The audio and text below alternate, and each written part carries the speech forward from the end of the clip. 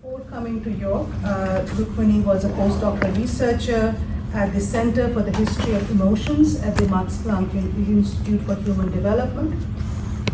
Rukmini also happens to be from my alma mater in Delhi School of Economics and Sociology before that. Rukmini's work examines questions, her research questions are at the intersection of urban politics, labor and emotions with a focus on both colonial and post-colonial India, and today's work she's presenting that.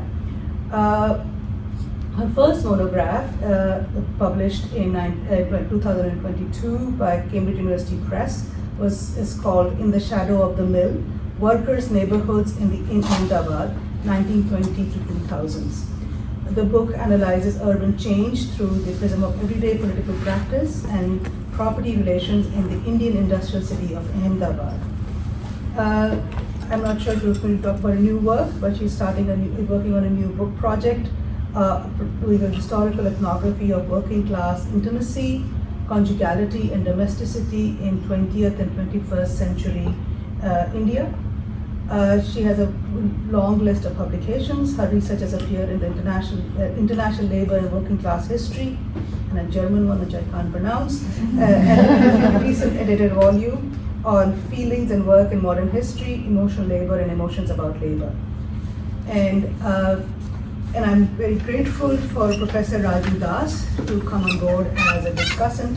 Many of us don't need introduction to Raju. Raju has been a long-time colleague in the Department of Geography in the Faculty of Environment and Urban Change.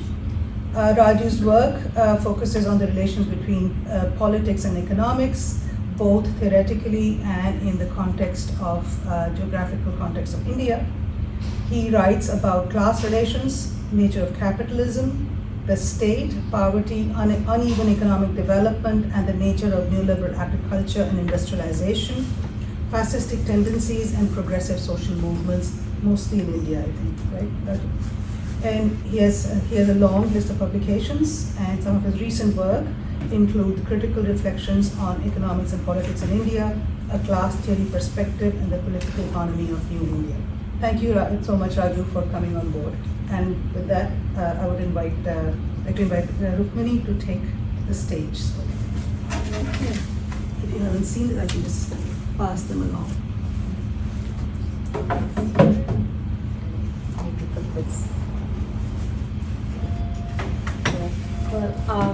Yeah, thank you so much for inviting me. It's really lovely to be here and to present my work. And I guess what I'm presenting today is really at the intersection of my, historical ethnography of Ahmedabad and Ahmedabad's working class neighborhoods, and my, new project on emotions with a focus on the working classes. So this kind of brings the two together. And so my presentation today is really a part of a larger project that tries to initiate a conversation between labor history and the history of emotions. And part of this is really animated by an interest in questioning the idea of emotions as something, ahistorical and universal, and also to explore its sort of analytical purchase in examining working class experience in sort of everyday textures of life, in richer and more nuanced ways, specifically by paying attention to the ways in which feelings are historically shaped and are socially embedded. So I want to focus on three things in my talk today. So first, to think about deindustrialization beyond this kind of uniform narrative of loss and resignation. Second, to think about and consider how a set of emotional practices were produced by dominant forms of trade unionism in the Western Indian city of Ahmedabad, of which you have a pretty stylized map here. And third, to look at categories such as harmony, to think of both its political significance, but also its tensions and what it might potentially conceal.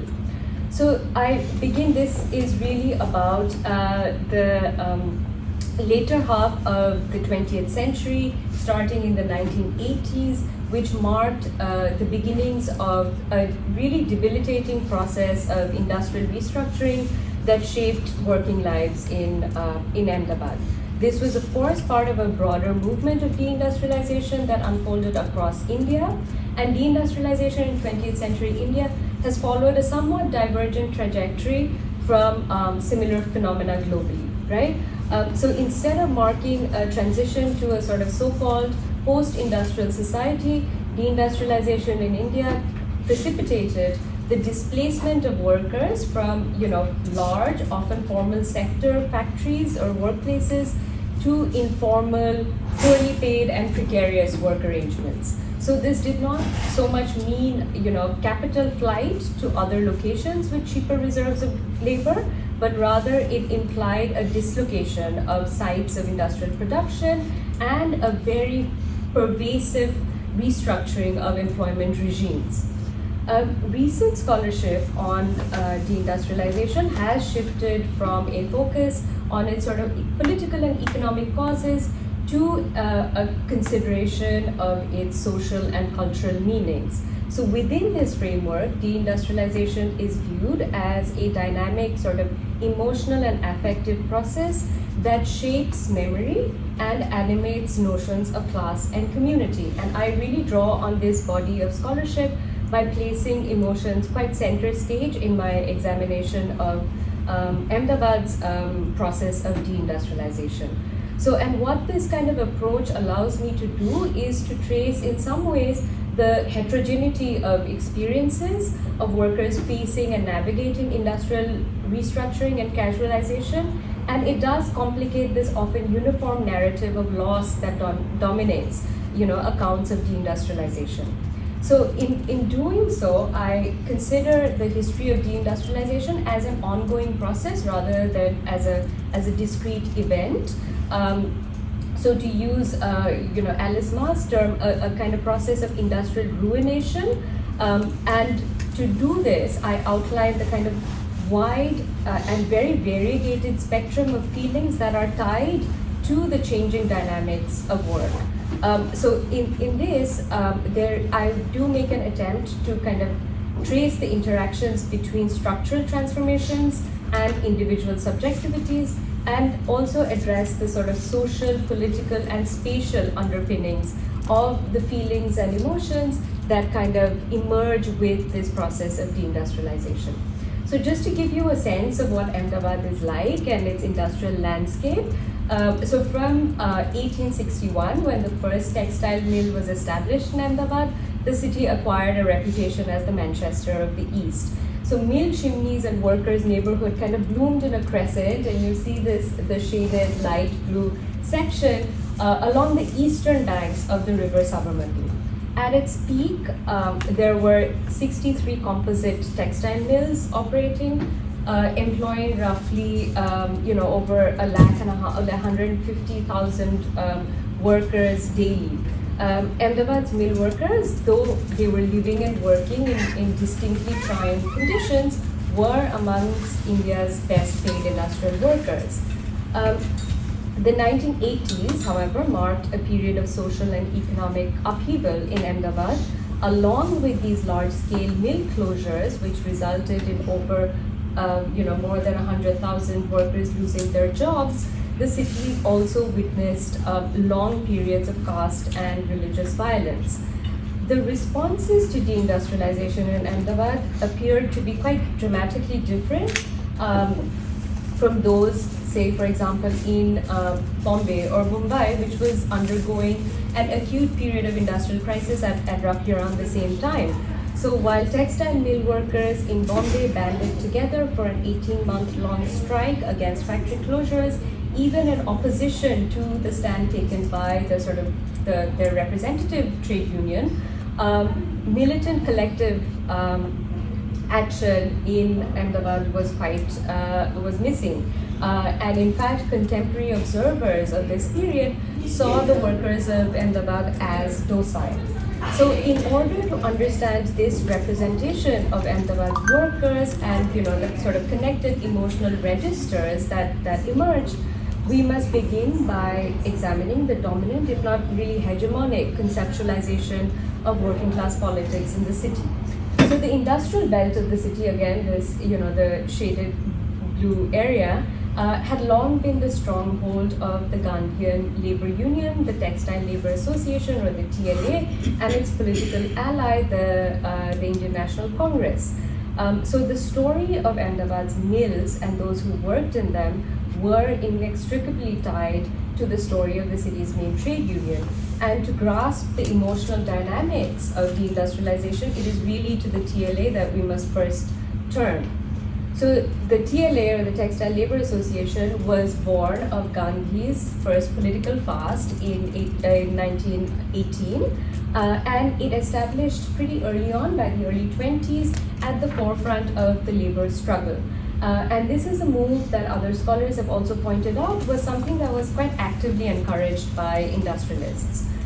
So this union established a model of arbitration and negotiation between labor and capital that has partly contributed to the image of Ahmedabad's working classes as peaceful or even passive. And this model of arbitration had an impact far beyond that of the city's textile industry. It formed the basis of a national level, Industrial Relations Act, which was kind of brought into existence by Gulzarilal Nanda, who was a TLA General Secretary.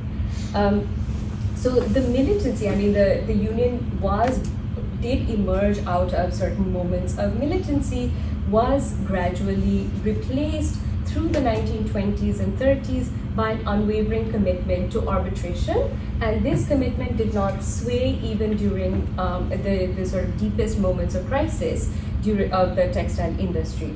So the union cast mill workers as members of a parivar, or a family, which encompassed the owners, managers, and workers, and it sought to instill obedience and docility by emphasizing, duties towards employers and a reciprocal responsibility of the management towards the workers. So it really operated through this logic of trusteeship in a way. But this language of kinship, because the family, metaphor was used quite liberally and powerfully, it worked to kind of imbricate the control of workers' lives and spaces with a sort of filial duty. And emotions were clearly implicit in the union's view of industrial relations, which were geared towards harmony between labor and capital, and encouraged this kind of collaborative, peaceful, and righteous. And righteous is really a term that emerges quite clearly within union discourse, a righteous approach to industrial disputes. So strikes were to be used as an absolute last resort when all peaceful and constitutional methods of negotiations had been exhausted. Even when on strike, which was exceedingly rare under the TLA, workers were enjoined to be peaceful and non-violent and to bear no ill will towards their employer or managers. So the union was convinced that a harmonious atmosphere in the mills would not only encourage higher productivity and enable the workers to render sort of valuable service, but which would also make the experience of working itself lighter and more pleasant. So the intertwined logics of emotionality and productive efficiency in this case produced specific forms of workers' subjectivities that would support the needs of capital. So as part of its righteous struggle, much of the union's efforts were directed towards material, moral, and social uplift of textile workers. And this was aided in no small measure by the TLA's really prodigious political presence. So from 1924 onwards, the union began participating in electoral politics, and it contributed large numbers of representatives to the municipal bodies right up to the 1960s, when their electoral presence started kind of tapering off. So with these kinds of connections in the political field and in civic administration, and armed with a really well-oiled network of neighborhood level union representatives, the TLA embarked on its goal of all-around progress. So just to give you a sense of what, just to kind of like visually represent what the TLA was trying to do. So these are mill neighborhoods from the 20s, and this is from the 50s. So this is the kind of change, I guess, they were envisioning. This is the picture. Anyway, so they wanted this kind of sense of all-round progress, and they negotiated for the provision of civic amenities. They mediated everyday conflicts between landlords and mill worker tenants. They appealed for better housing, ran libraries, dispensaries, gymnasiums. So in short, as other scholarship has also pointed out, the union operated a sort of parallel government in the mill neighborhoods. And through such a presence in the working class neighborhood and its role as the sort of sole representative union, the TLA retained a really strong hold over the textile workers, despite several challenges to its authority. So, as part of its efforts towards the material improvement of workers' lives, the TLA carried out its social reformist agenda of remaking Ahmedabad's workers into responsible and respectable citizens. So, and central to this civilizing mission, in some ways, was a focus on developing a specific emotional repertoire for the working classes that spanned across, that was not located only on the shop floor or in the factory, but that kind of connected the worlds of the home and work. So it emphasized non-violence, restraint, moral virtue, temperance, prudence, and thrift, and all of this with an aim, clearly stated aim towards building worker self-respect and dignity. So while the TLA's own repertoire and occasionally a lot of nostalgic accounts of the past tend to render the textile workers as a unified body, divisions of course did exist and were in fact reinforced by the union's very mode of functioning. So I just want to take a brief detour here to kind of outline the composition of the workforce in order to sort of contextualize what follows. So work in the textile mills was historically segregated by caste and religion, with each department drawing labor from particular groups. So for instance, many Dalit subcastes were employed primarily in the spinning departments, communities such as the Bagris in the frame departments, upper caste workers in bundling and reeling at like the higher ends of the labor process. Weaving sheds were mainly staffed by Muslim workers, with a gradual increase over the years of middle castes, such as Patels.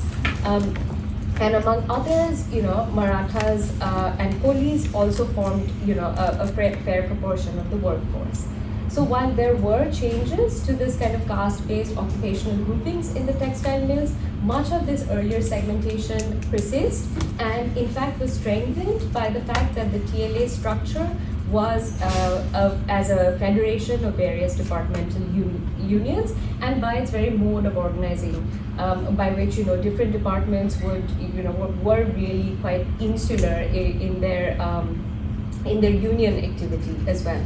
So the bulk of the union's membership was composed of Dalit workers, while often the better paid Muslim weavers remained historically somewhat distant from the union, often moving towards communist or more militant labor activism, especially peaking in the 1950s and 60s.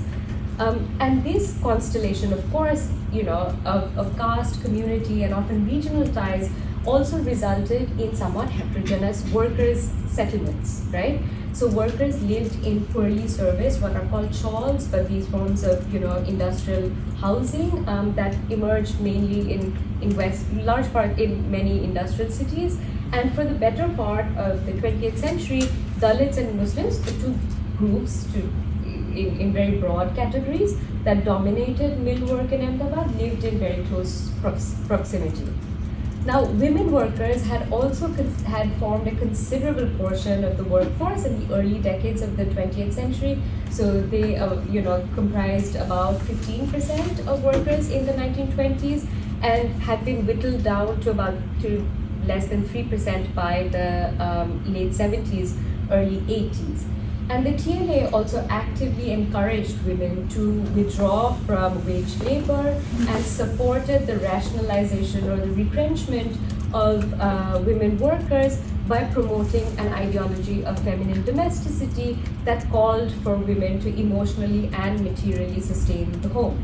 So many of the women workers who were retrenched in these rationalization drives of the 1930s and 60s, of course, returned to the mills as contract workers or substitute workers. So my point being that at no point was the workforce an entirely secure formal one. Nearly half of the workers by the 1970s were non-permanent workers who labored under meager protections. Nevertheless, I think a distinction does need to be made that there was an overarching security that was offered by the textile mills that distinguished mill work from other forms of casual labor, and mainly because it effectively guaranteed work almost every day. So despite the fact that that mill work wasn't necessarily a solidly secure and not precarious form of labor, when the mill closures did happen through the 1980s, it came as a shock, even though the textile industry had been kind of sputtering for a few years. And indications of impending closures were signaled first when the third shift in the mills were discontinued, vacancies were no longer filled, and then gradually entire departments began to be shut down. So between 1980 and the 1990s, the composite textile mill industry was dismantled almost entirely. But however, as the closures sort of unfolded, anxieties and uncertainties were more finely graded, right? Like with the possibility of certain mills reopening, certain segments of the workforce being more secure, and certain skills more valued. So the issue of staggered layoffs, because none of this was happening in one go, introduced another layer of tension. So substitute and contract workers were often the first to be dismissed, followed by those working in the third shift.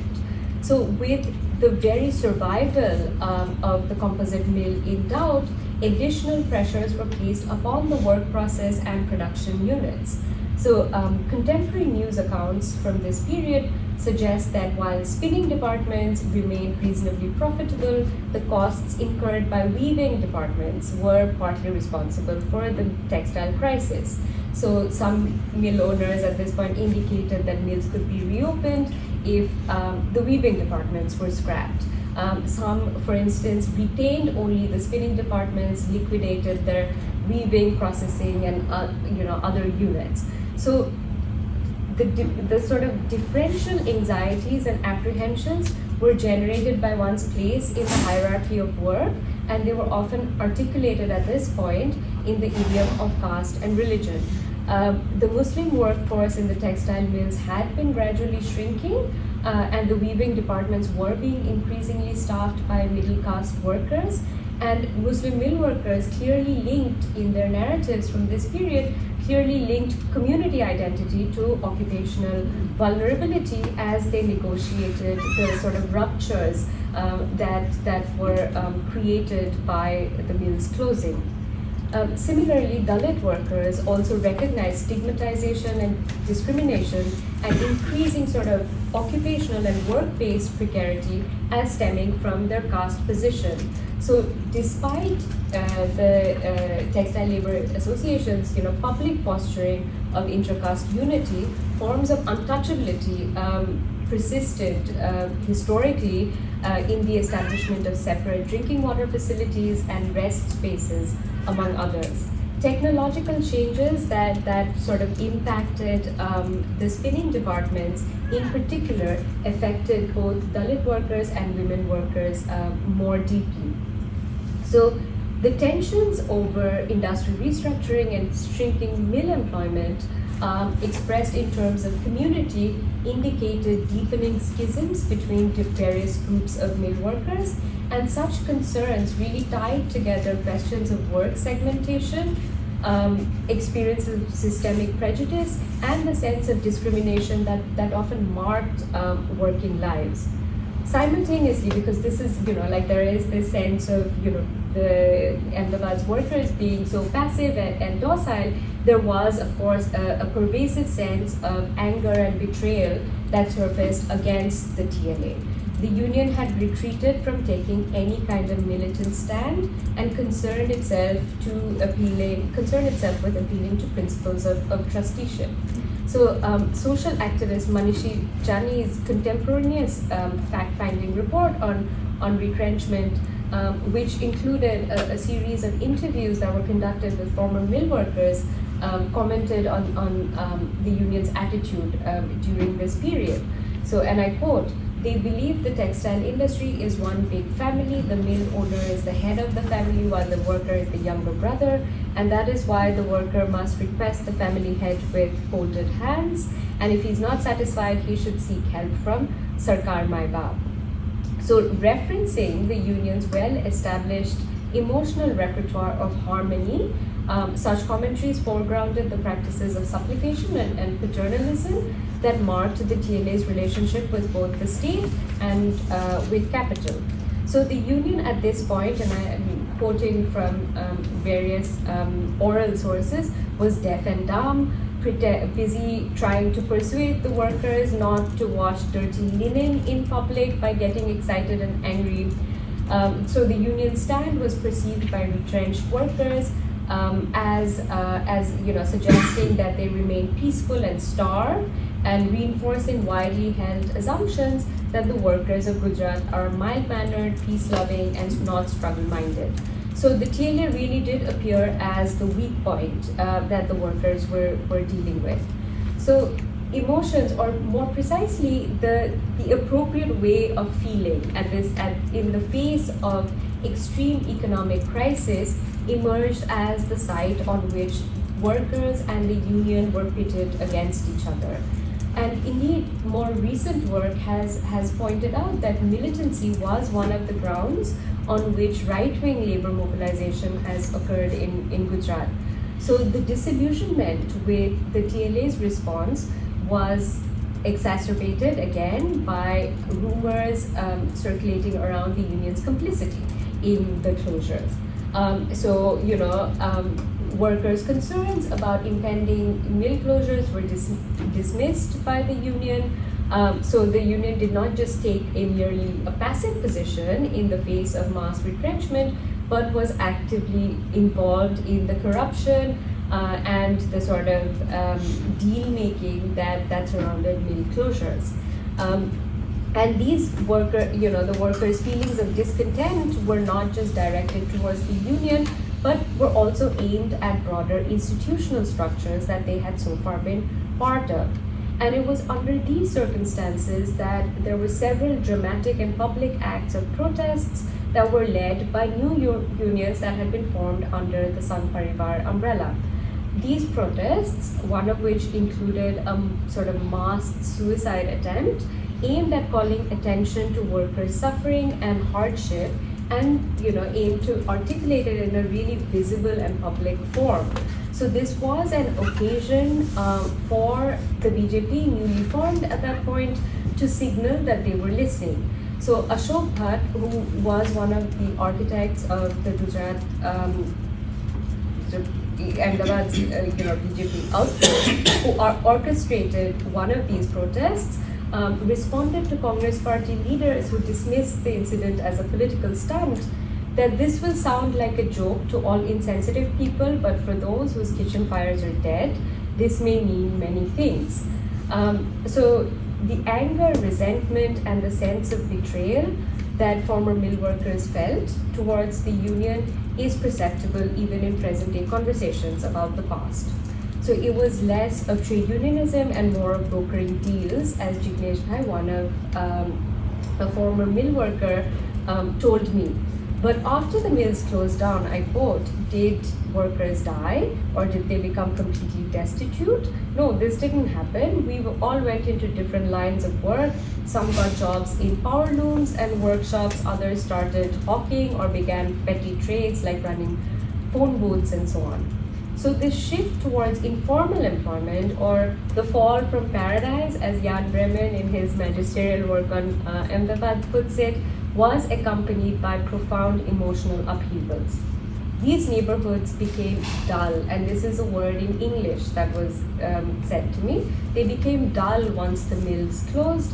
Amrit Bhai, who's a former mill worker, recalled that kind of mahal, or the atmosphere ambience, was lost forever. The mahal that Amrit Bhai was referring to was one that is remembered as brimming with vitality, oriented by the rhythms of the mills, and framed by bonds of sociality and conviviality between mill workers. The mill sirens, which were often likened to a mother's call to come home, governed everyday life, structuring domestic chores and meal timings, and directing the bustle of large groups of workers on foot or on cycles as they moved from their chawls to the mills. So the loss of this mahal was really felt as a sensory one. So, and as you know, and this also had repercussions across generations. So for older male workers, deindustrialization signaled an enduring trauma. It was articulated as an embodied loss. I did not know how to live, where to go, and what to do. It was like losing my hands, as one narrative points out. They spoke of closures in the language of bereavement, as if somebody had died in the family, in terms of a shock, like a parent's death, or as a form of intimate grief, of feeling like becoming a widower. Having to then find employment in unskilled or otherwise poorly paid jobs, sometimes even doing the exact same work that they did in the mills, was perceived as shameful. Female work participation increased during this period, and while women workers were considered to be more resilient in weathering the crisis of deindustrialization, there was a shift towards work that had been previously considered humiliating or degrading.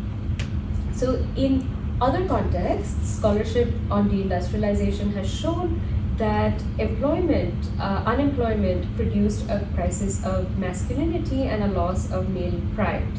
Now, Jignesh Bhai told me now every member, with the stress on the every member of the household has to work, and even then, this household will not be able to afford, jaggery or ghee or seasonal vegetables.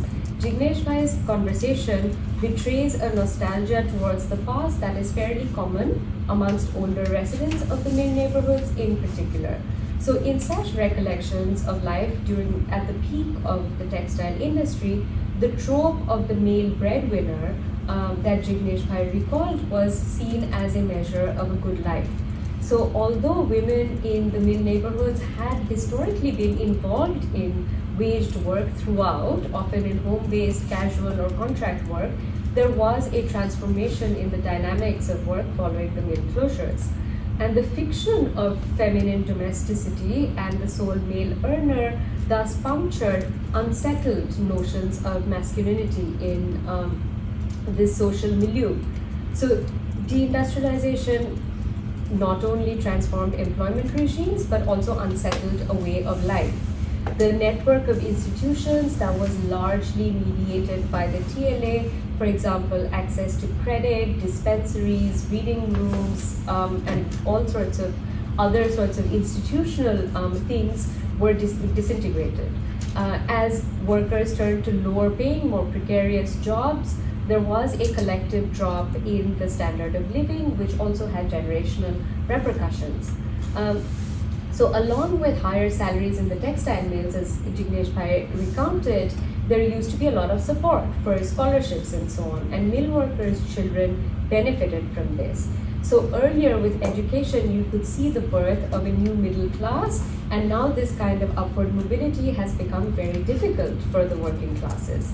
So this new middle class that Jignesh Bhai referred to was an entire generation of Dalit workers who acquired economic prosperity through stable mill employment and affirmative action, and often resulting in their physical relocation from the cramped quarters of the mill districts to the suburbs. So even workers like Jignesh Bhai, who had never been made permanent in the mills, felt this loss of possibility and connected it to diminishing sort of social status more broadly. So his concerns are not so much a sentimentalized longing for the past, but rather it's a lament of the loss of possibilities, of opportunities, and a vision of the future that was conceivable in the past. The emotional attachment that especially older generations of workers retained with the materiality of the mills was visible decades after the closures.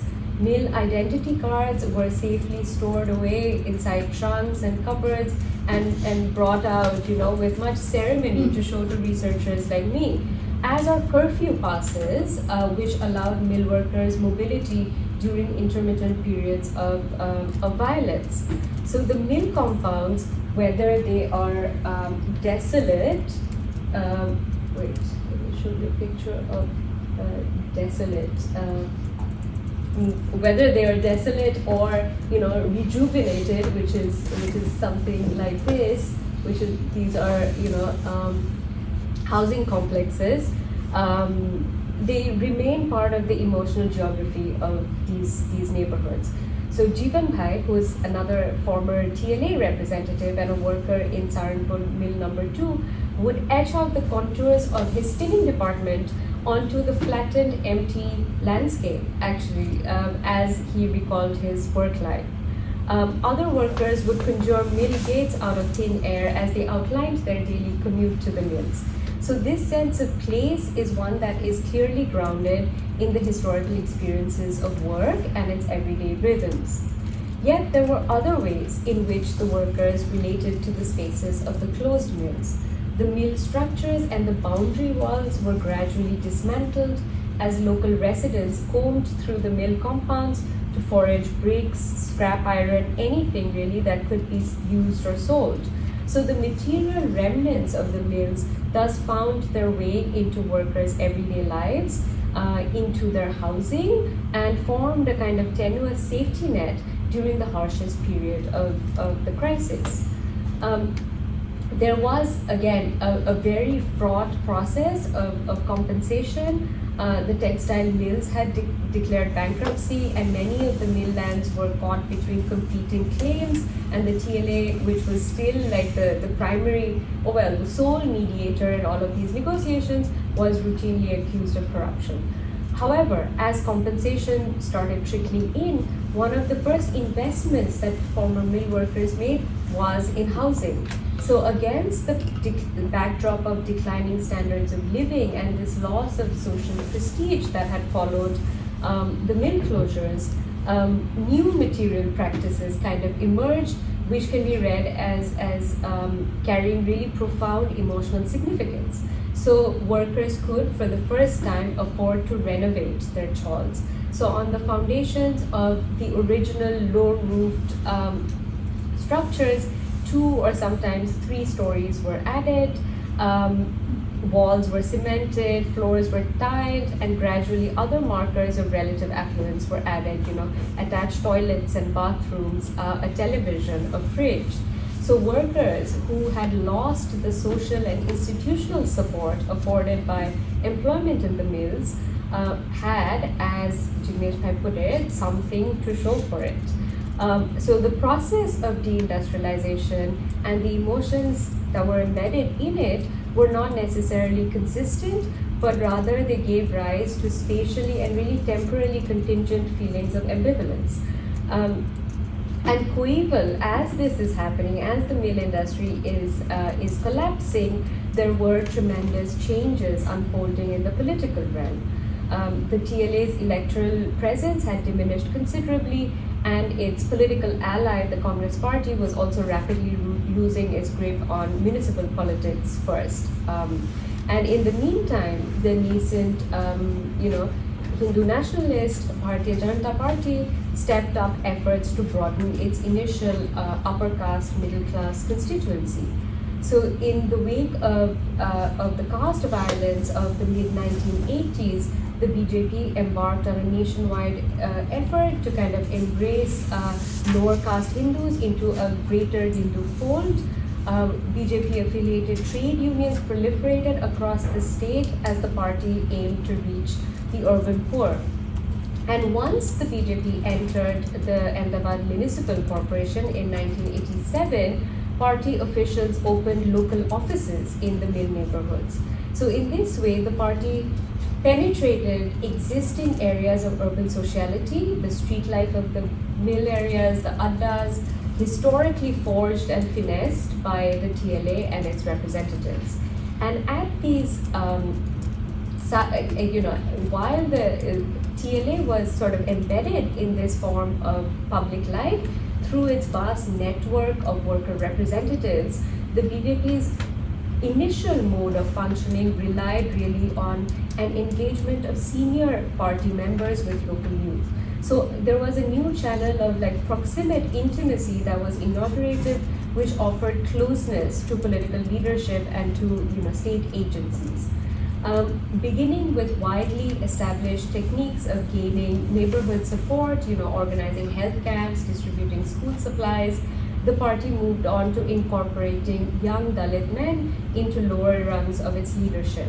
So at a time when the first shock of the mill closures had sent industrial districts into a crisis of all sorts of livelihood, social identity, reputation, and status, this move could be seen as one that offered a space in which young working class men could make an attempt to reclaim some autonomy and a degree of social status and standing.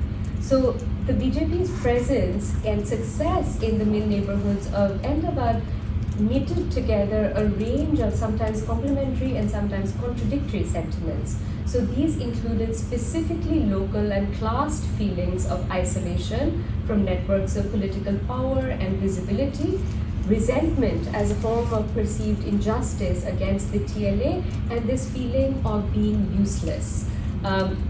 And at the same time, of course, as many of you know, it also drew on national level emotive strategies of being and feeling part of a unified Hindu body. And again, as I'm sure many of you are familiar, Ahmedabad has acquired this reputation of being one of post-independent India's most riot-prone cities. So major episodes, and there are many others, but the major episodes of religious and caste violence occurred in 1969, throughout the 1980s, intermittently again through the 1990s, and especially during the pogrom of 2002. And much of the scholarship on Ahmedabad and violence in Ahmedabad tends to view the collapse of the textile industry and the TLA's decline in particular as a crucial factor in the communalization of the city's politics. So, for instance, scholars like Ashutosh Varshne contend that organizations like the TLA constituted some kind of bulwark of peace and were instrumental in establishing, civic contact between different communities. So the disintegration of the city's formerly harmonious social fabric can be dated to the collapse of the textile industry. Jan Bremen, again a very influential scholar on the city, suggests that the TLA diffused communal tensions by appealing to working class solidarity. So this form of social consciousness, which rested on communal harmony, was in this view was replaced by an attachment to primordial loyalties, which emerged with the decline of the mills. Endemic urban violence, again as understood by another very influential thinker on the city, Howard Spodek, sees it in part as a consequence of criminalization that surfaced once civic order, fostered by institutions like the Textile Labour Association, kind of start eroding once the mills close. So violence had an effect on the breakdown of institutional and moral cohesion. So it is not my intention at all to suggest that deindustrialization did not precipitate profound transformations with really far-reaching social, political, and emotional consequences. In fact, much of what I've said has argued that new emotional register kind of emerged to articulate this kind of changed relationship with work and with trade unionism, but it's rather to prise open this category of harmony, which seems to color so much of how the past is seen. So what does it really mean to say that mill workers were a more harmonious lot in the past, or that the TLA promoted social harmony? So at one level, the narrative of harmony doesn't just appear in scholarly accounts of the city, but also in popular memory of the mill neighborhoods in contemporary Ahmedabad. An anthropologist, Rukmini, has written how she witnessed an almost tangible desperation to believe in and represent a once peaceful past that had progressively decayed. And I noticed a similar tendency during my own conversations with former mill workers. So this memory of the mixed neighborhood and forms of intercommunal camaraderie surface time and time again, and it can be counterposed with the more starkly segregated living arrangements of the present. So this image of the past that linked together work in the mills with feelings of neighborliness, implying that a shared work culture translated into social warmth and cohesion outside of the mills. So these narratives of an idealized sort of working class community certainly elide both the social divisions that existed, the drudgery and the hardship of work in the mills, but they of course offer a very powerful counterpoint to talk about and also to critique socio-political dynamics of contemporary Ahmedabad, which are undeniably grim. But even in these nostalgic accounts of harmony, we can find traces of other more ambivalent and contradictory feelings. So one crucial way in which harmony is conceptualized in this city is related to intercommunity support and mutual protection, and the narrative goes that this was really bolstered by the labor union during periods of violence. So this understanding of harmony often implies that the violence came from elsewhere, that the perpetrators were outsiders. So people like Jeevan Bhai, who was a former mill worker and also a TLA representative, his recollections of the violence of 1969 kind of complicate this. So Jeevan Bhai was, not only was he a former a TLA representative, he was also a municipal councillor for the, and he built his entire political career on the plank of communal harmony. So during the riots of 1969, when there were months of unrest and curfew, Jeevan Bhai recalled that he would slip through the warren of streets behind his chawl and make straight for Saranpur Mill number 2, which is where he worked. So workers at each shift would move together 50 to 100 people at a time. And those who lived amongst their own community, he told me, managed to get to work. So while violence in the neighborhood shaped very much how and when workers were able to make their way to the mills, there was, in many of these accounts, there seemed to be very little conflict within the shop floor, right? This is something that I've also encountered elsewhere, namely amongst, Jan Bremen's interlocutors and a published recollection by a former mill worker. So these accounts often relate peace within the mill to feelings of brotherhood.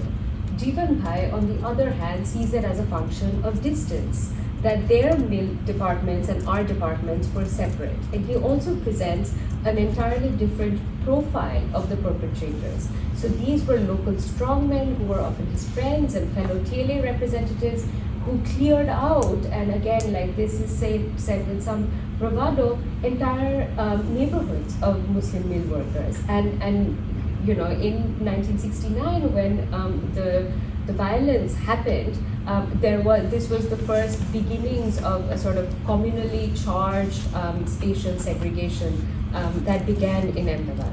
So I think there is often a slippage in the ways in which we think about the operations of the trade union or the TLA in these accounts that posit the union as a keeper of social cohesion and harmony.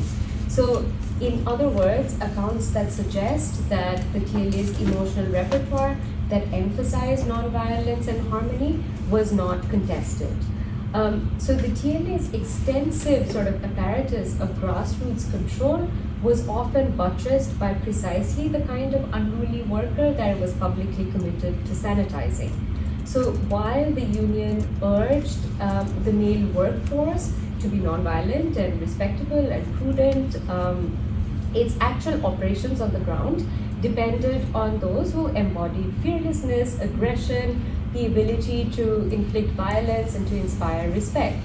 So the TLA was not, as as one can imagine, an institution that was separate from the textures of everyday life in the workers' neighborhoods.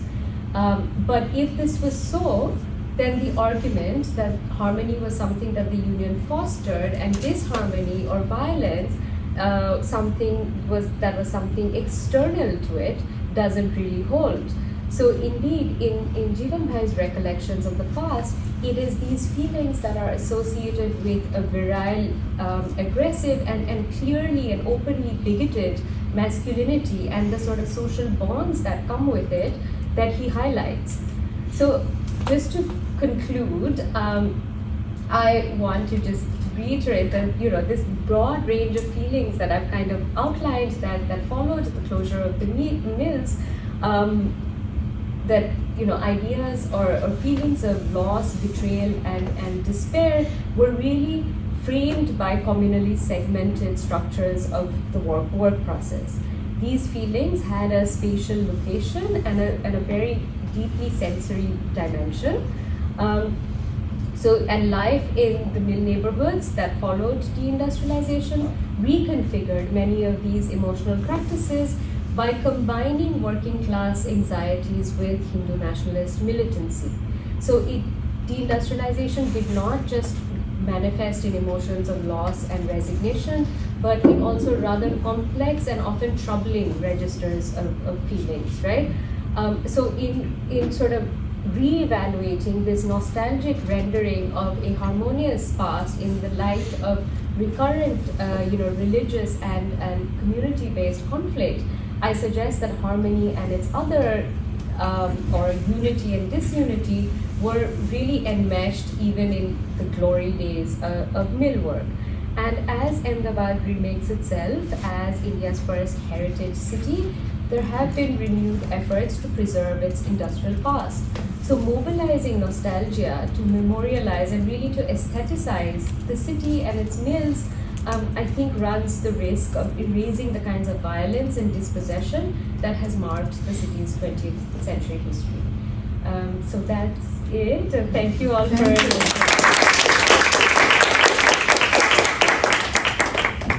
Thank you so much, Rukmini, for this really rich and provocative, interesting paper. And now we have Professor Das to Thank you so make much his for comments. yeah. Who wants to hear me now? He just heard a great scholar and lots of good things. So thank you, Rukmini, for sharing your thoughts. She sent me a draft paper when I was in Urbana-Champaign, middle of cornfields. So nothing to do with Urbana-Champaign is middle of cornfields, not because of deindustrialization, but that's the way it is. So thank you again for sharing your thoughts on deindustrialization and workers' emotional reaction to it in the city of Ahmedabad. Thank you, Shubhra, for inviting me to discuss this interesting paper. I ended up writing almost 4,000 word piece as a reaction, and she sent me a paper which was 5,500. So I'll be very brief, maybe 8-9 minutes. So just tolerate me. I do loving kindness meditation. I don't know those if you know. You do that meditation, you will smile. Okay. So I'll begin with loving kindness and I will end with that.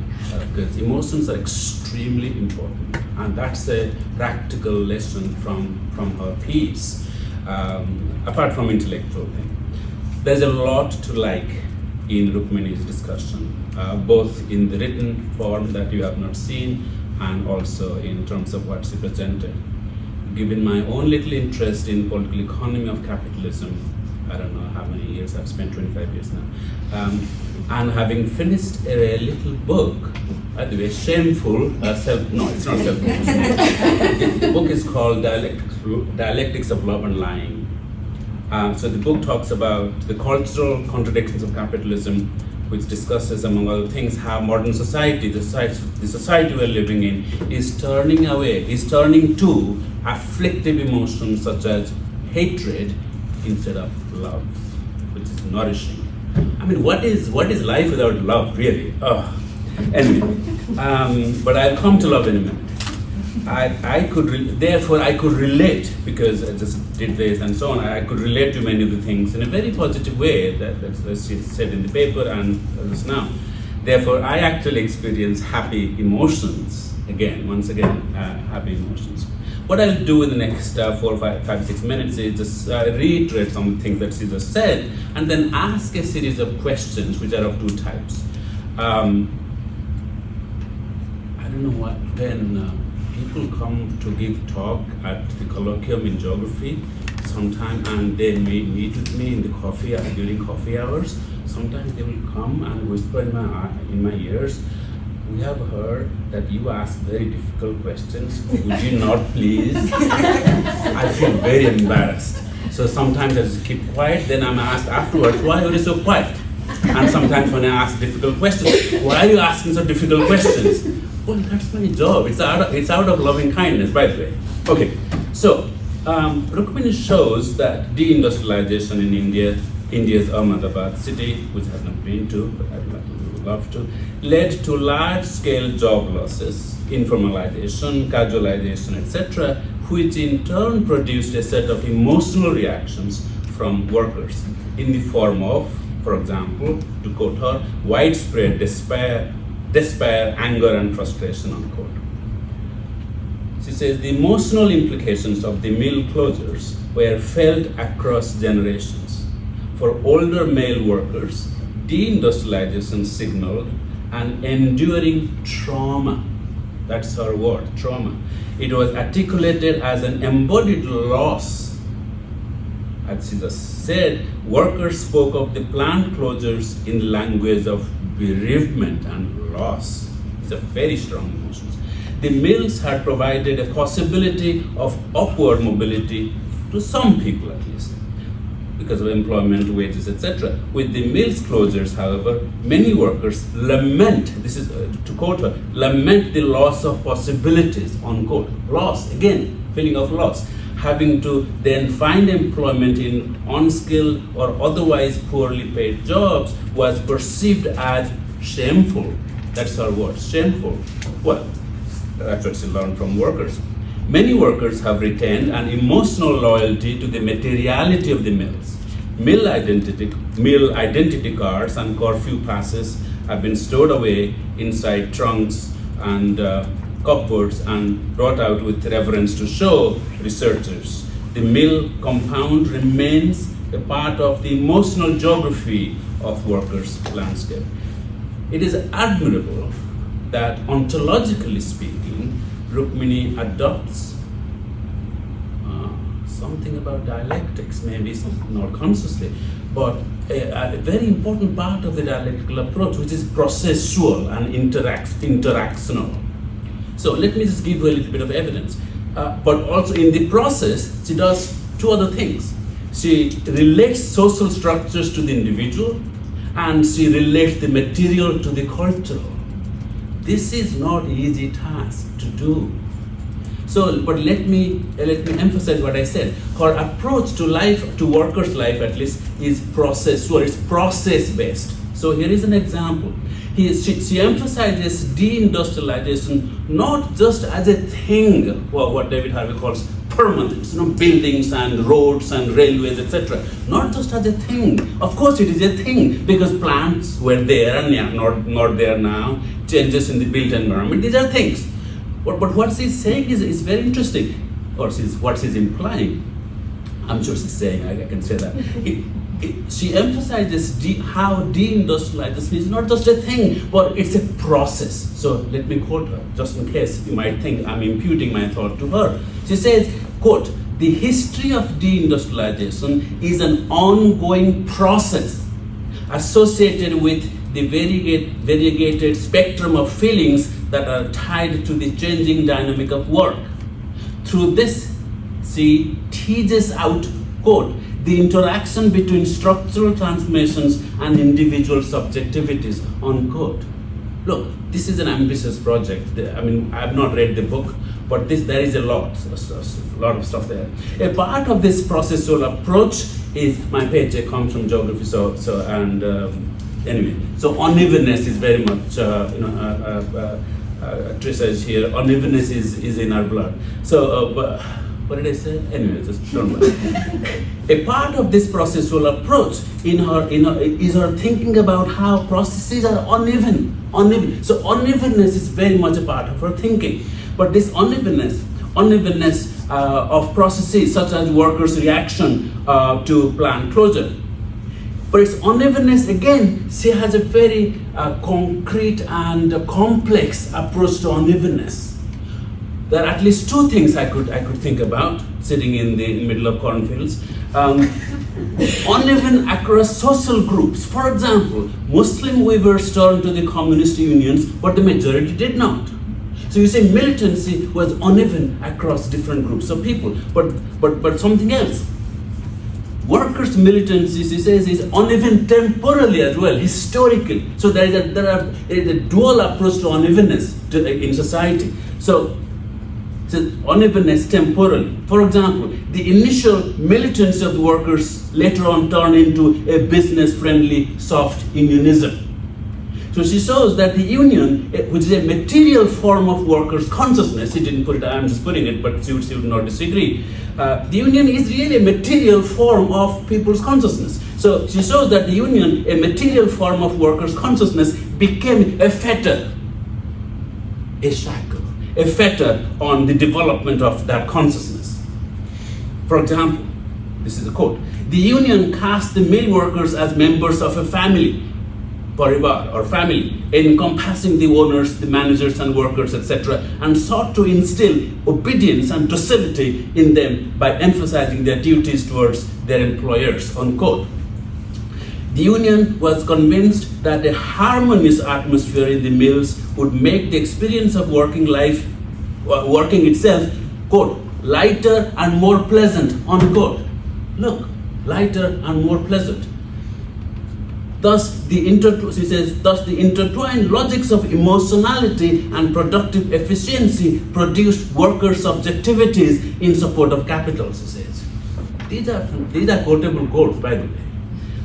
The union, to continue, the union promoted a specific type of political emotions as it was, quote, busy trying to persuade the workers not to wash dirty linen in public by getting excited and angry. Don't get angry.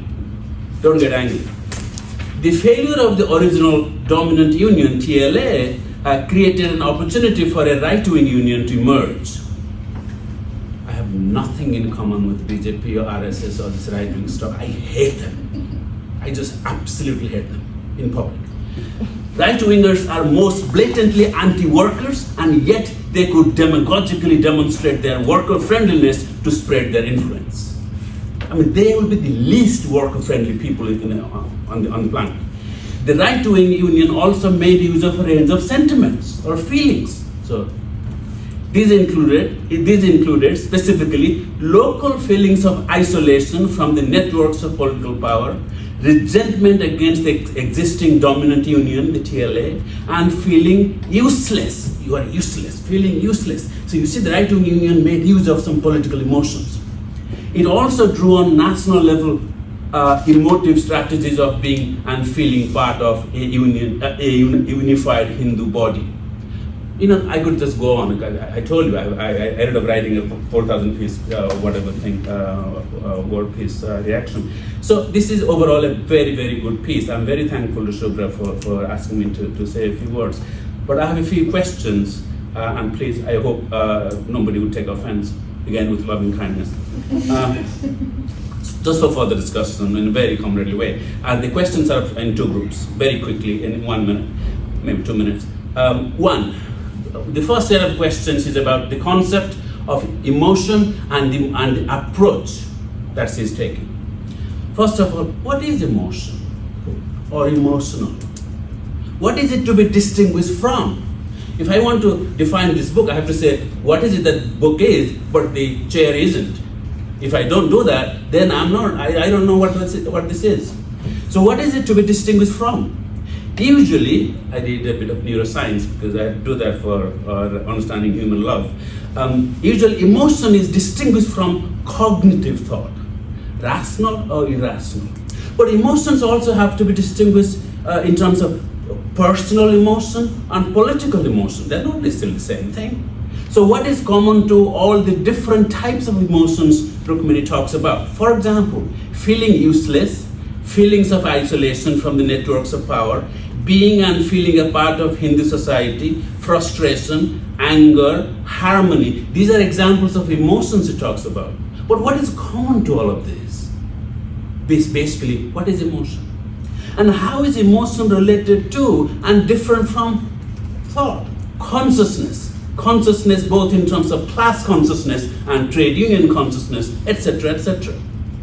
She says recent scholarship, so I'm moving on to the part B of the first question. The recent scholarship, she says, on deindustrialization has shifted from a focus on its political and economic causes and the impacts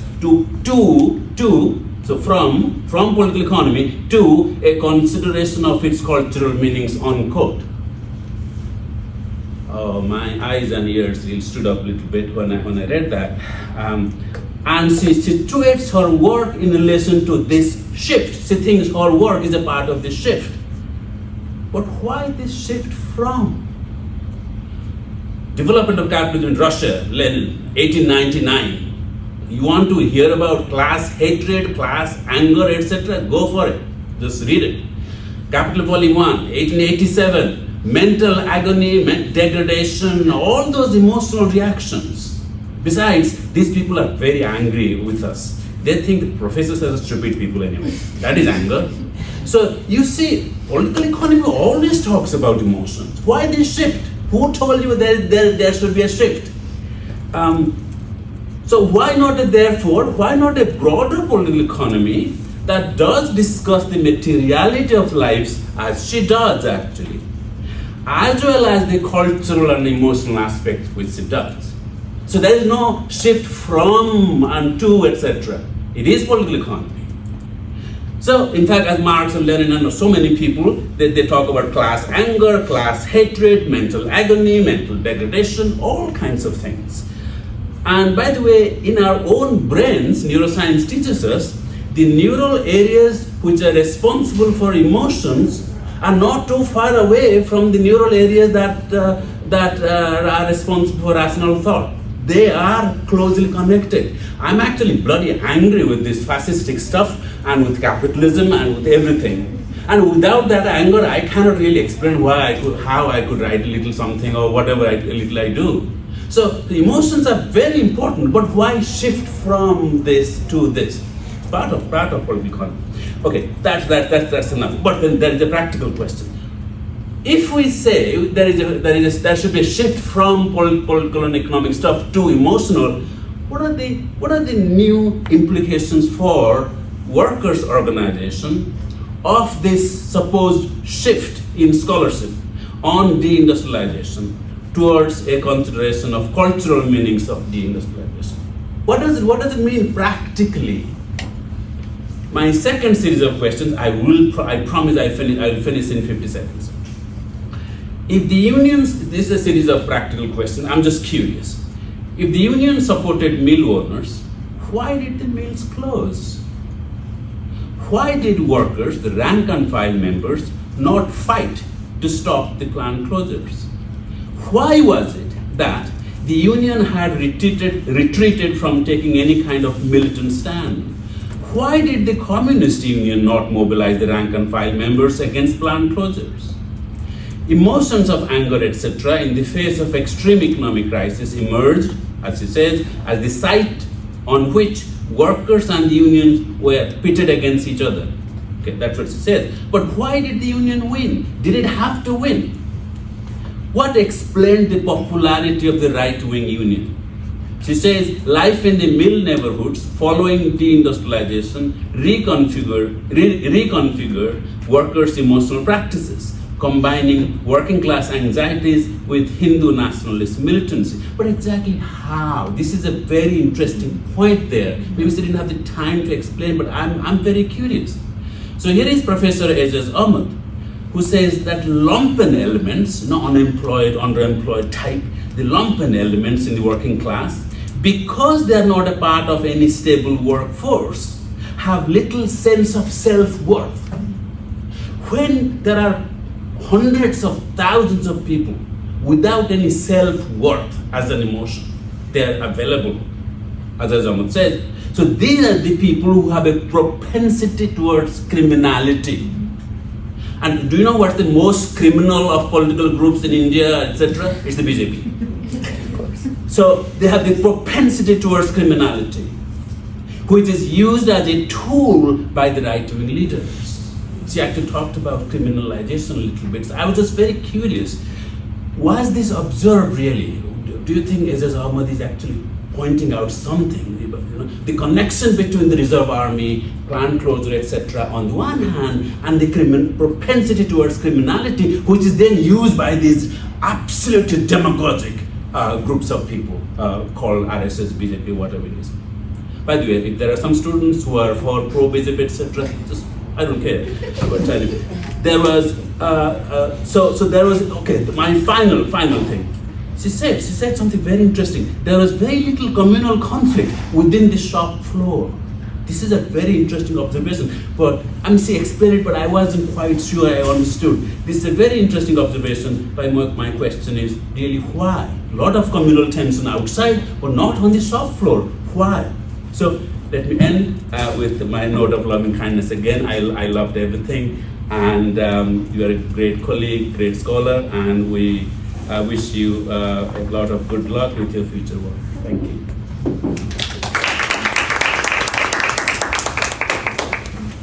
Thank you so much, Raju, for the excellent comments, and I'm sure Rukmini would love to see the written version. But yes, do you want to answer? And before we open the floor, we have some time. Yeah. And you can also take the question as you stand there. I don't know. Do we mind? This is generating a lot of heat. Is it possible to turn this off? Turn it off. Nari, can you turn this off so that cooler without save some energy? Anyway, you can start. Yeah, thank you. First of all, thank you, Raju, for such a close and generous reading. You have raised so many questions, some of which I hope I will be able to answer. Let me start with your, question about from the political and economic aspects to the cultural and social. Like, I try to work against or without this kind of binary formulation, and this is probably what you sensed, because then this seems like two very distinct bodies of work and distinct kinds of positions that are not really speaking to each other. But what and you're absolutely right that there certainly is emotion everywhere, and emotions have been a central part. It's a part of both collective and individual life, and that's no surprise. But my intention really was to see it more as a set of processes, and I thought this focus on what is affective and what is emotional allows one a view into a more, I want to use a word that Patricia actually used last time, a kind of cellular view into working class lives. So you're absolutely right, and I take that comment very well, that this kind of division is arbitrary and is probably is not helpful, but that I do think analytically the focus on what is affective and emotions has not really been foregrounded. They're in the subtext, they're often in the footnotes, they're there as uninvestigated sort of set of feelings, right? And they exist kind of uninterrogated in some ways. And that was really my intention, to also think that emotions are also not one thing, and also that they have a history and a politics to it. Just the issue of anger that you brought up is definitely both historically and socially contingent, and it's embedded within certain kinds of broader structures, let's say. Which kind of brings me back to your first question about like what is emotions and what it can be distinguished from. And here again, I would like to kind of think of emotions not as something distinct or opposed to rationality. And I think that that kind of distinction often leads us to privilege certain kinds of action, certain kinds of behavior over others, but rather to think of how emotions and rational thought, or rather emotions and cognition, are shaping each other, and that it is an iterative and interactive process. And it's also that, again, to kind of connect to your question of personal and political emotions, that this is not just something that is interior. It's not, it is of course an individual. Emotions are quite literally located within an individual, and it is felt, through the body, expressed in words. The body is really an agent in some ways of emotions, but at the same time, they are really shaped socially, culturally, historically. So this, idea of emotions as being something internal and interior and therefore unreachable in some ways for scholarly investigation is something that I'm trying to move away from, and also to think of how emotions are really connected to forms of thought and forms of cognition, and also other structures that kind of shape sets of emotional practices or repertoires, whatever we might call them, which can be more social or collective. And then your questions about like why did the mills close? The mills closed, but it's not that there was a real financial loss in many cases for the mill owners, right? Many of the mill owners at the same time, as many of you know, this was a period of widespread sort of informalization with the opening of industrial estates, with the opening of power looms. So a lot of, investments were kind of funneled towards those kinds of processes, and at the same time there were like the mill lands, which were, some of them are caught under all sorts of litigation, but some of them have great real estate value. So there was also this kind of drive towards land and property as a source of investment, and where money was really being funneled towards.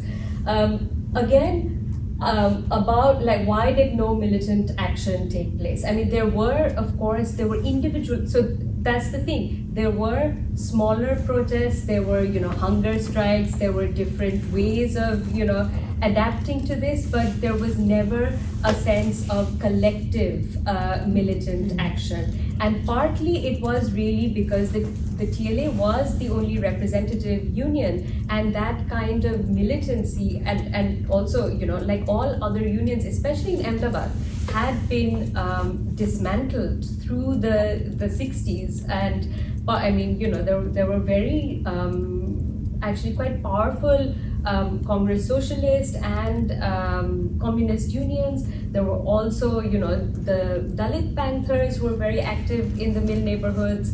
But all of these had been gradually chipped away, really by the sort of everyday apparatus of the textile the TLA, and much of this had to do not just with their position as the representative union, but really because of their involvement in municipal politics. So it was just as a way of like thinking about how working lives were clearly not just mill, like focused on the workplace, but obviously people lived in those houses and in those neighborhoods, and the TLA representatives were really the people who could allow them to have a certain standard of life, just in terms of the sort of civic processes that were possible at that time. So yeah, but these are wonderful provocations and questions, and thank you very much. I think the floor is open, so Rukmini, if you have questions, queries, whatever, go for it. Patricia, yeah. Well, I wanted to follow up on your comment and your engagement about the relationship between the political economy and cultural and social, and your reference to the idea of cellular, and I'm talking very much like a geographer when I say, is this a question of scale, the kind of from to, and not only as the way that geographers think about it, but in terms of like the way you've just been talking about a kind of agency and the way that emotions and that really complex intersection between personal and sociological and kind of back and forth, but the way in which they're actors in the production of history and how this outcomes, so they're these larger forces. Is that a question of scale? And in which case, how do you knit them together for talking about history? Yeah, no, that's a great question. It is a question of scale, because we're talking about, like at a very fundamental level, when we're talking about emotions, we are talking about individuals. And not just individuals, we can also break it down to certain, gestures and, forms of embodiment, or, certain kinds of physical responses. So we are talking about individuals, which can be seen as one scalar unit. But that, the reason why I think emotions or affect could be particularly productive is because within that emotion, through that, the scale of, or the unit of the individual is kind of shot through with all of these other social and structural forces.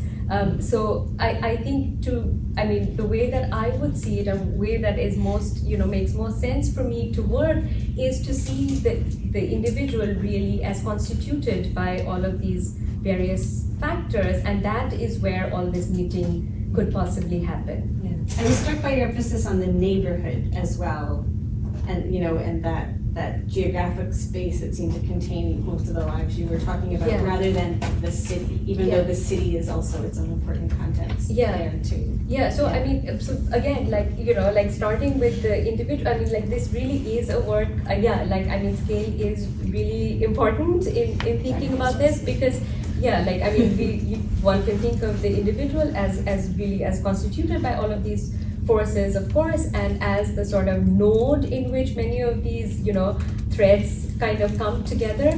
But that, the individual, of course, is also located within a wider web of socio-spatial relationships. And there, thank you for bringing in the neighborhood, because the neighborhood is really central, I think, in many of these analyses of, especially of working class life, because they are, on the one hand, they can be seen as really having a particular set of daily rhythms, and especially with the mills, they were a very standardized set of daily rhythms. And then again, thinking of the neighborhood as a sort of stigmatized space, right? Especially in sort of legalistic or public policy narratives about working class lives, and this kind of transition from what was once an industrial district to what is now a slum, I think is also could be a critical way of kind of working in the scale of the neighborhood as, again, connected to broader political and economic and urban planning processes. Thank you. Yeah, Shreyashi. I have a question. Thank you so much for the wonderful presentation. So you touched a fair bit on religion in your analysis. I was just wondering if your work shows, or if you can give me an idea of if ever religion and religious emotions were used as a tool to manufacture conforming, compliant workers. So was because you spoke about different religious groups existing. So I'm just wondering if your work gives any kind of indication as to if religious emotions were ever mobilized, to make people do certain things which they wouldn't otherwise do.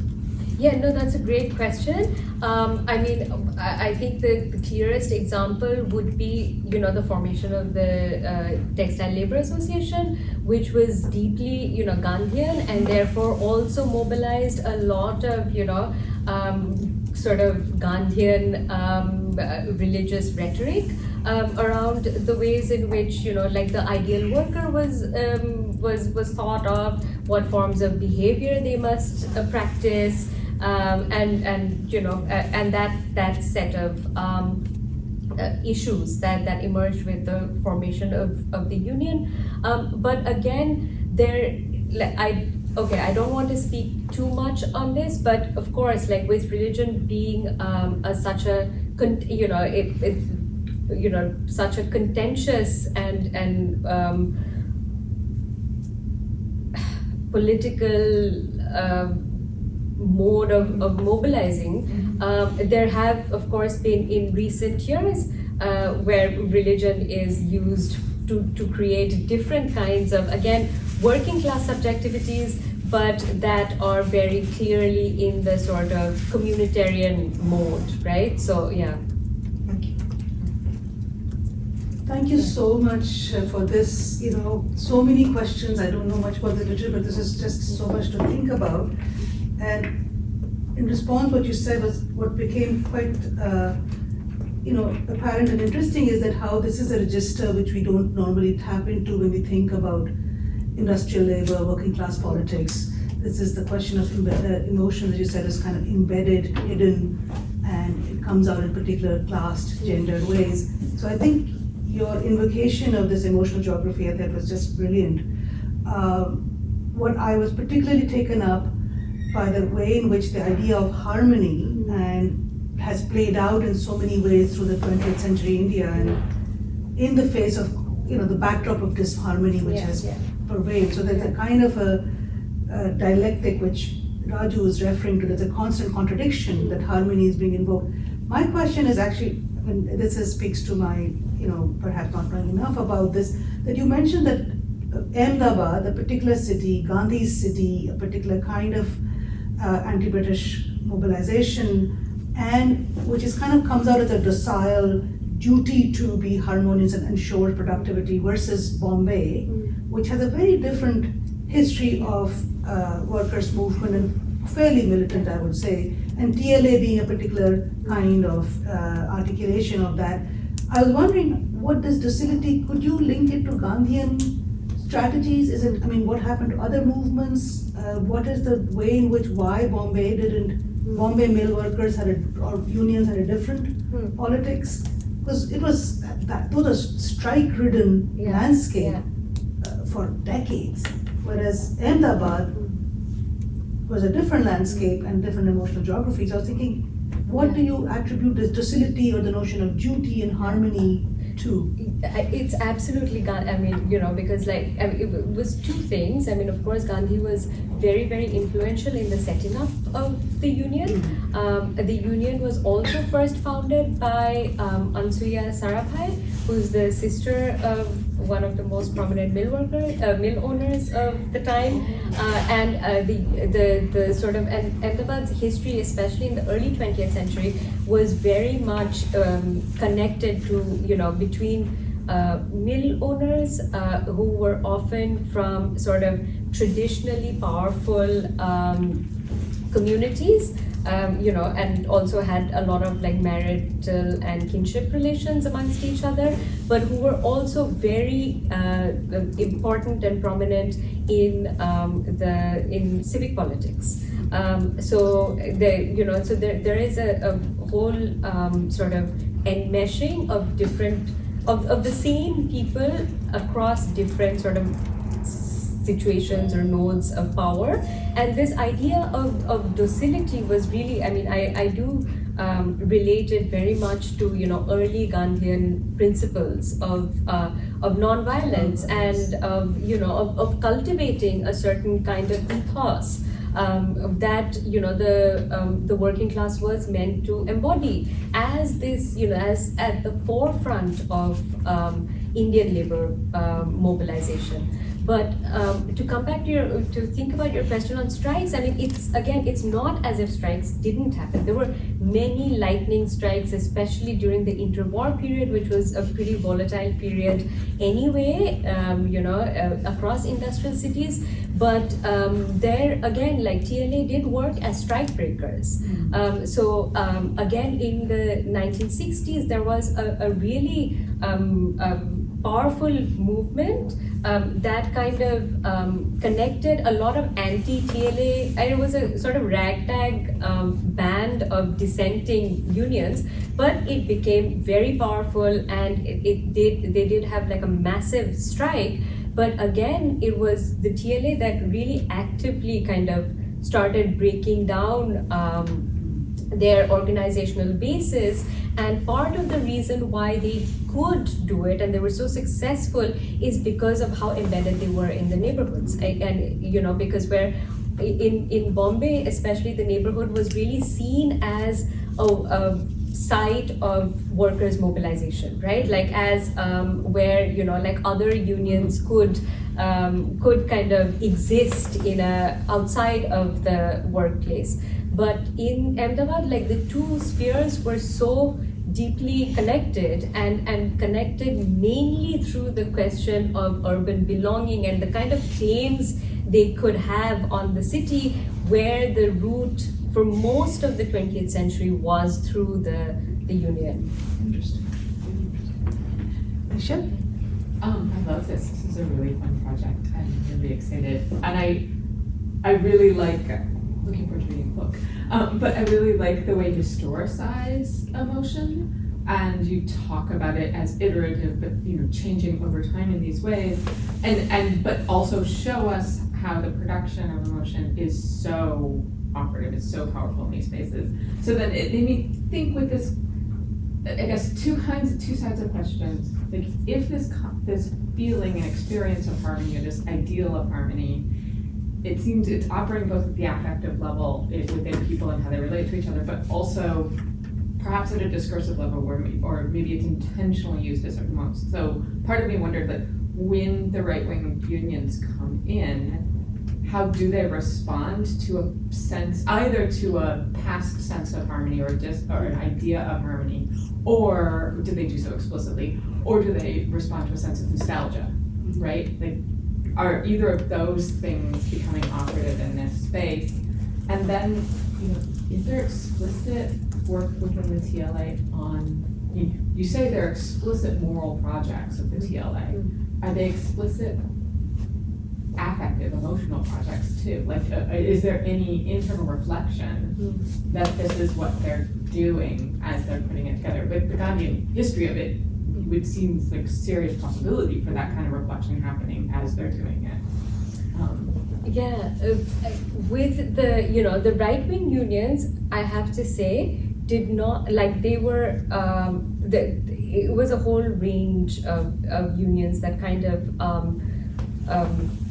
emerged through the 1980s, and they ranged from, many of them may not have been trade unions, many of them were, say, things like slum dwellers associations and projects that basically targeted the urban poor. So for the right wing, I would think, and the sort of more institutionalized right-wing trade unions are more dominant in other areas of Gujarat, not so much in Ahmedabad, and they never had a real presence while the textile industry was really at its peak, right? Like, they just emerged towards the sort of end, towards the end, and they kind of connected issues of dispossession and state neglect, and in this way, like, of course, like, it was a kind of paradoxical project, but one that really spoke in the language of community or of religion, right? Like, so it was never about a sense of, you know, working class solidarity in any way. But when they're mobilizing these sentiments, it's really very much about nostalgia. It's about, you know, it's about thinking about like the glorious past of a glorious past that is really hollow in some ways, right? It's emptied out of a lot of different people who were part of this past. And sorry, I've forgotten your second question. Yeah. So Oh, the earlier it's on the- with the TLA, yeah. was there any intentional reflection on the affective aspect of their project? Internal, I wouldn't know, I don't know if there would have been internal reflections, but there were self-consciously, if you mean it like that, there were self-consciously emotional projects, and especially those that were directed towards women workers, right? So, and a lot of these, you know, very sort of public, you know, both discursive as well as, which also had a kind of very clear material dimension, were kind of targeted at the working class neighborhood and at the home as a kind of material space, right? So, which I mean, first of all, it required women to be laid off, which is what like the TLA was actually actively advocating for, even though most of these women were part of the union itself. But you know, there was this whole masculinization of the trade union movement, which is again not something specific to Ahmedabad, but as the trade union movement in India kind of gained strength, it also did become more masculine in a sort of institutionalized sense. But in Ahmedabad, and as the TLA is kind of directing women workers to behave in a certain way, there are very explicit sort of instructions in very practical ways on how to be a good working class wife, right? Like, and where it is like gender is both, and you know, this a gender subjectivity is created that is both classed and you know, and made respectable for this kind of ideal male worker, right? Like, because again, all of these projects kind of begin with this dictate that what does the happy worker long for? I mean, this is the, you know, this is often like the, you know, the kind of preface to many of their publications.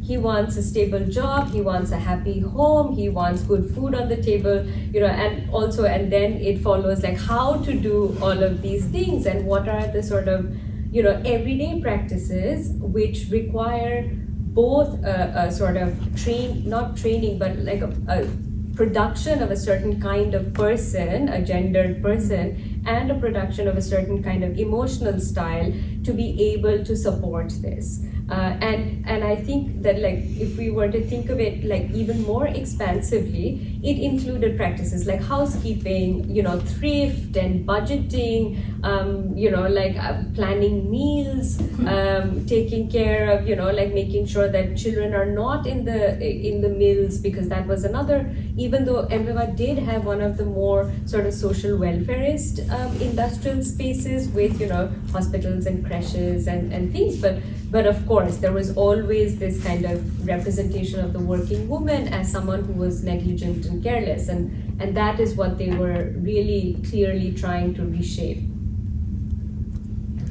Okay, I think until what time do we have the room? So we have it till 4:30. Okay, good, perfect. Go ahead. You mentioned briefly in your presentation that children would get scholarships also.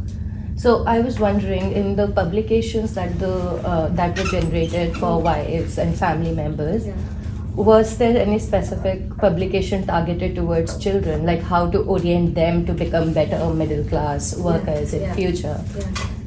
In my mind, I'm thinking of this small piece that Lalit Vachani wrote in Caravan about the use of comics in RSS.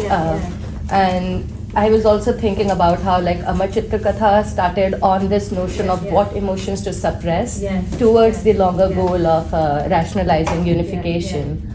So I think just that, like, were children part of that audience? Yes, absolutely. Okay. I mean, absolutely. Children were definitely part of this. They were running schools.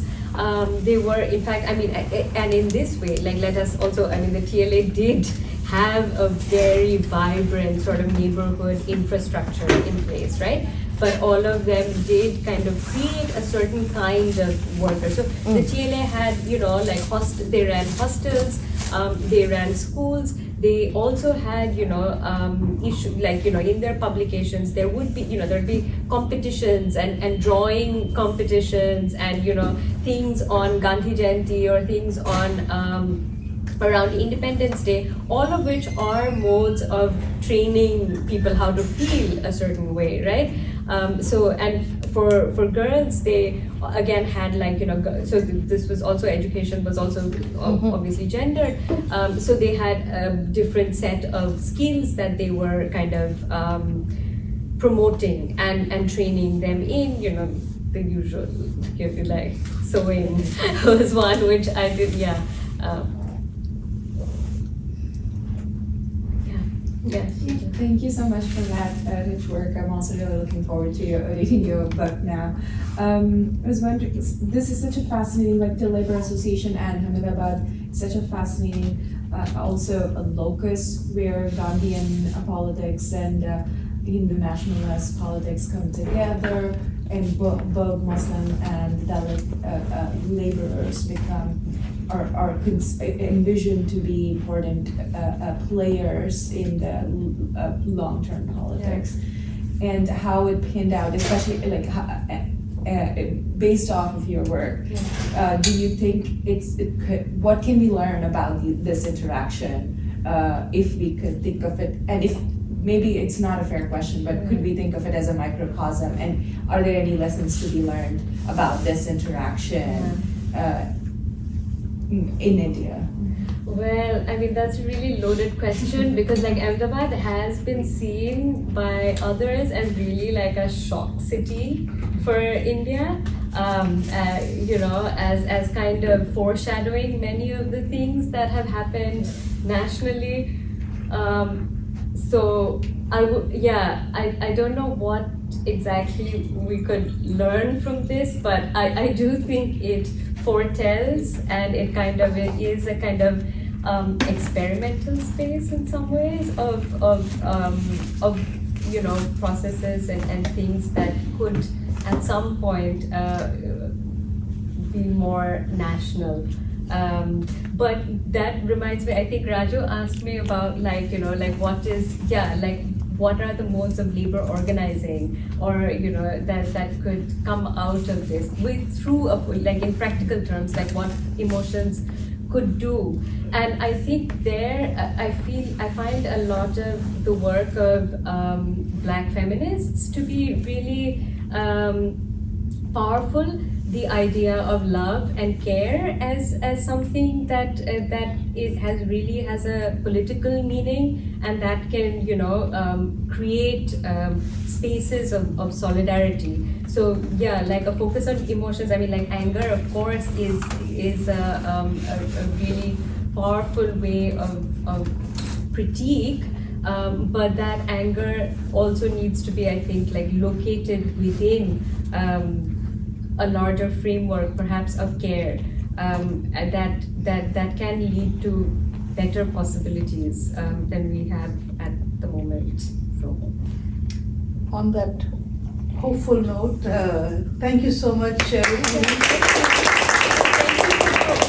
No, this the is, wonderful questions. This is really lovely. We made you work very hard. Thank you very much. Thank you. But please help yourself. You have some very light refreshments, and look forward to. Yes, we have to take pictures. We can all stand together.